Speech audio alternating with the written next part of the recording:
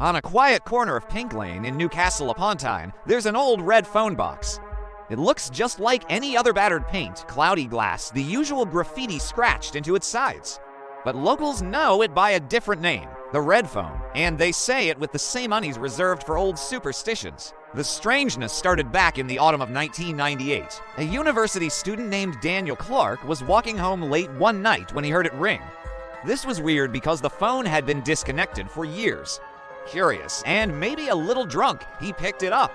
A calm, older male voice said just for words, "Don't cross the road." Seconds later, a car with no headlights tore through the exact spot he was about to step onto. He never saw the driver, he told his friends, and they just laughed it off. But the story started to spread, especially as more calls were reported. A woman was warned not to take her usual route home, avoiding a mugging. A shop owner was told to close up early, just before a break-in happened on his street. A bus driver was advised to check the brakes, discovering a critical failure moments before starting his route. The calls were always brief, the voice was always the same, and the warnings were always right. But they only came at night, and only when someone was alone. By 2001, the legend had grown so much that the local council officially stepped in. They ripped out all the wiring and even sealed the base with concrete.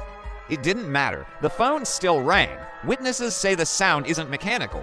It's too crisp, too clear, like an old bell ringing through perfect speakers. People eventually stopped answering, and it's because of a final, chilling story. During a heavy winter storm in 2007, a man in his 40s was seen entering the booth to answer a call. Neighbors saw him go in, but they never saw him come out. When the police finally forced the door open, the booth was completely empty.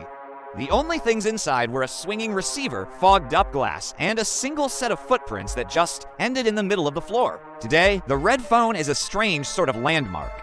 Tourists take pictures, and students dare each other to touch the door. It still rings, always 3 times, then goes silent if no one answers. The local belief is that the phone warns the endangered, but it takes the unworthy. The council refuses to remove it, calling it a listed heritage item, but the residents think they're just afraid of what might happen if they disturb it. So, if you ever find yourself walking down Pink Lane late at night and you hear a phone ringing from a booth that has no power, what would you do?